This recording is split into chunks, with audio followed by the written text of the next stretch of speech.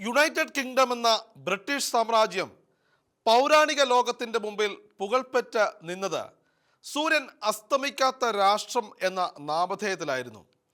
ലോകരാഷ്ട്രങ്ങളെ മുഴുവൻ കിടുകിട വിറപ്പിച്ചുകൊണ്ട് അവരുടെ മേൽ അത്രമേൽ ശക്തമായ ആധിപത്യം പുലർത്തിക്കൊണ്ടാണ് നൂറ്റാണ്ടുകളോളം ബ്രിട്ടൻ നിലകൊണ്ടത്. സൂര്യൻ്റെ സാങ്കല്പിക അച്ചുതണ്ട് തിരിയുന്നതിനനുസരിച്ച് ലോകത്തിൻ്റെ ഒരു ഭാഗത്ത് പകലും മറുഭാഗത്ത് രാത്രിയുമായിരിക്കുമ്പോഴും ഏതെങ്കിലും ഒരു രാജ്യത്തിൻ്റെ ഭരണചക്രം ബ്രിട്ടൻ്റെ കയ്യിൽ സജീവമായിരുന്നതിനാൽ തെല്ല് ഭയത്തോടും അതിലേറെ ബഹുമാനത്തോടും കൂടിയാണ് ബ്രിട്ടനെ നോക്കി സൂര്യൻ അസ്തമിക്കാത്ത രാജ്യമെന്ന പലരും വിളിച്ചത്.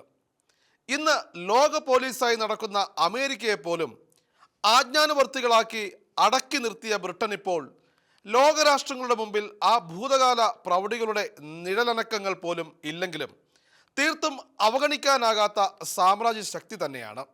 പക്ഷേ ഒരിക്കൽ അഭയാർത്ഥികളും അതിഥികളും കുടിയേറ്റക്കാരുമായി പാകിസ്ഥാൻ, അഫ്ഗാനിസ്ഥാൻ അടക്കമുള്ള ഇസ്ലാമിക രാഷ്ട്രങ്ങളിൽ നിന്നും അങ്ങോട്ട് ആസൂത്രിതമായി കുടിയേറിയവർ ബ്രിട്ടൻ്റെ നൈസർഗികതകളെയും ബ്രിട്ടൻ്റെ പാരമ്പര്യത്തിൻ്റെ പ്രൗഢികളെല്ലാം തച്ചുടച്ച് അവരുടെ മതാധിപത്യത്തിൻ്റെ കീഴിലേക്ക് മാറിയിരിക്കുന്നു എന്നുള്ള നടുക്കുന്ന വാർത്തകളാണ് ഇപ്പോൾ ദിവസേന ബ്രിട്ടനിൽ നിന്നും പുറത്തേക്ക് വരുന്നത്.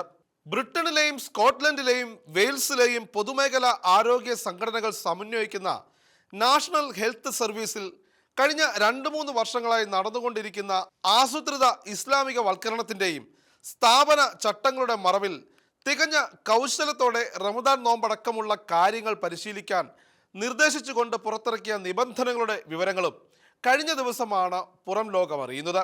എന്നാൽ ഇനി ഒരിക്കലും ഒരു തിരിച്ചുവരവില്ലാത്ത വിധത്തിൽ യുണൈറ്റഡ് കിങ്ഡത്തിൻ്റെ പ്രൗഢികൾ മുഴുവൻ ഇസ്ലാമിക സാമ്രാജ്യ ശക്തികൾക്ക് മുമ്പിൽ അടിയറവെക്കപ്പെട്ടിരിക്കുന്നു എന്ന യാഥാർത്ഥ്യത്തെ ഓർമ്മിപ്പിച്ചുകൊണ്ട് ക്രിസ്തീയ ദൈവാലയങ്ങൾ ദിവസേന ഇല്ലാതാകുകയും തൽസ്ഥാനത്ത് മോസ്കുകളും പബ്ബുകളും പെരുകുകയും ചെയ്യുകയാണ്.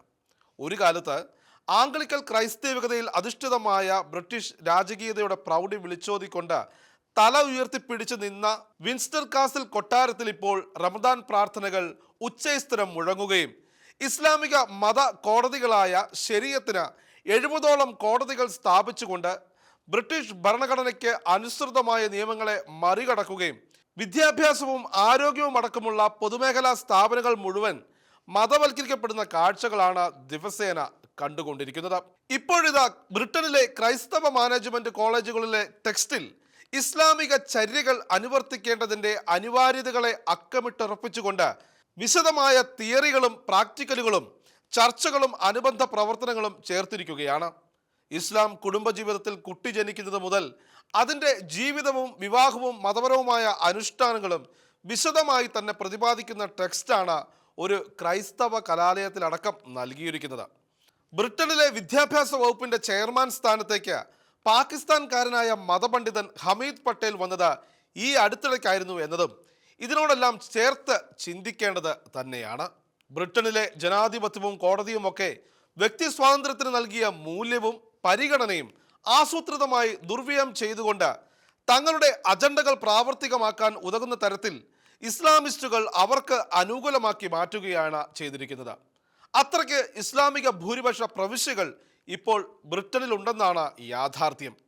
അവിടെയൊന്നും തദ്ദേശീയരായ വെള്ളക്കാർക്ക് പോലും പ്രവേശനമില്ലെന്നതും ശ്രദ്ധേയമാണ്. രാജ്യത്തിനു വേണ്ടി ക്രിയശേഷികൾ ഒന്നും വിനിയോഗിക്കാത്ത ഇവർ രാജ്യം നൽകുന്ന ആനുകൂല്യങ്ങളെല്ലാം പറ്റി കൃത്യമായ ആസൂത്രണങ്ങളോടെ ബൃഹത്തായ ഒരു സമൂഹമായി മാറുകയും പാകിസ്ഥാനിൽ നിന്നും മറ്റ് മുസ്ലിം രാജ്യങ്ങളിൽ നിന്നുമുള്ള കുടിയേറ്റം അനിയന്ത്രിതമായി തുടരുകയും ചെയ്യുകയാണെന്നുള്ള റിപ്പോർട്ടുകളാണ് ഇപ്പോൾ പുറത്തു വരുന്നത്. സാദിഖ് ഖാനെ പോലെയുള്ള അനേകം പാക് കുടിയേറ്റക്കാർ മേയറായിരിക്കുന്ന ലണ്ടൻ ഒരു ദശകത്തിനുള്ളിൽ മിനി പാകിസ്ഥാനായി മാറിയെന്നും ലണ്ടൻ അടക്കം ഇസ്ലാമിസ്റ്റുകൾ മേയർമാരായിരിക്കുന്നിടത്തൊന്നും ക്രിസ്തുമസ് അടക്കമുള്ള ക്രൈസ്തവ ആഘോഷങ്ങൾ നടത്താനും ഒരു നക്ഷത്ര വിളക്ക് തൂക്കാൻ പോലും സ്വാതന്ത്ര്യമില്ലാത്ത അവസ്ഥയിലേക്കാണ് കാര്യങ്ങൾ എത്തിച്ചിരിക്കുന്നത്. മാഞ്ചസ്റ്ററും ബെർമിംഗ്ഹാമും ഒക്കെ താമസിയാതെ പാകിസ്ഥാൻ പ്രവിശ്യകൾ പോലെ ആയി മാറാനിടയുണ്ടെന്നാണ് അവിടെ നിന്ന് ലഭിക്കുന്ന വിവരങ്ങൾ. UK പാരമ്പര്യത്തെ സംരക്ഷിക്കാൻ പ്രതിബന്ധപ്പെടുന്ന കൺസർവേറ്റീവ് പാർട്ടികളെ തോൽപ്പിക്കാൻ ലിബറൽ നയങ്ങൾ ഉയർത്തിപ്പിടിക്കുന്ന പാർട്ടികൾ ലെഫ്റ്റ് ലിബറൽ ഇസ്ലാമിക് നയങ്ങളെ ക്രമാതീതമായി പ്രോത്സാഹിപ്പിച്ചത് ഇപ്പോൾ ബ്രിട്ടന് കനത്ത കടുത്ത വിനയായി മാറി എന്നതാണ് യാഥാർത്ഥ്യം. ക്രമേണ ബ്രിട്ടനെ കാൽക്കീഴിലാക്കി ആ രാജ്യത്തിൻ്റെ നിയന്ത്രണങ്ങൾ പിടിച്ചെടുത്ത് അതിൻ്റെ നൈസർഗിക നന്മകളുടെ അസ്തമയം വേഗത്തിലാക്കുമെന്ന കാര്യം ഉറപ്പായിരിക്കുകയാണ്. തങ്ങളുടെ വോട്ട് ബാങ്ക് ആയതിനാൽ ഇത്തരക്കാരെ എതിർക്കാനാകാതെ അത്തരം എല്ലാ ഹീനമായ നീക്കങ്ങൾക്കും അറിഞ്ഞോ അറിയാതെയോ പിന്തുണയുമായി സ്റ്റാർമർ സർക്കാർ കൂടെ നിൽക്കുകയാണ്. ഇത്തരത്തിൽ കാര്യങ്ങളെല്ലാം ഏറെക്കുറെ കയ്യിൽ നിന്ന് പോയതിനാൽ ബ്രിട്ടൻ അധികം വൈകാതെ ഒരു മുസ്ലിം രാഷ്ട്രമായി മാറുമെന്നുറപ്പിച്ച തദ്ദേശീയരായ വെള്ളക്കാരിൽ പലരും മറ്റ് യൂറോപ്യൻ രാജ്യങ്ങളിലേക്ക് കുടിയേറിക്കൊണ്ടിരിക്കുന്നു. ബ്രിട്ടനിൽ ആധിപത്യം സ്ഥാപിക്കുന്നവരിൽ ഭൂരിപക്ഷവും പൊളിറ്റിക്കൽ ഇസ്ലാമിക നിലപാടുള്ളവരും തീവ്ര ചിന്താഗതിക്കാരുമാണ്. ഇവരാണ് ഇസ്രായേൽ ഹമാസ് യുദ്ധം കൊടുമ്പിരി കൊണ്ടിരുന്നപ്പോൾ ഇസ്രായേൽ വിരുദ്ധ അജണ്ടകളുമായി ഹമാസിനു വേണ്ടി തെരുവുകൾ കീഴടക്കിയത്.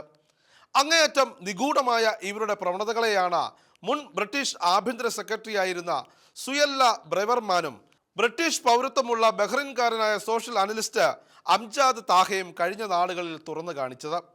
ബ്രിട്ടൻ ഒരു ക്രൈസ്തവ രാഷ്ട്രമായി തുടരണമെങ്കിൽ അസ്തിത്വ ബോധത്തിൽ ഊന്നി നിന്നുകൊണ്ട് അവർ കഠിനമായി തന്നെ അധ്വാനിക്കേണ്ടി വരും.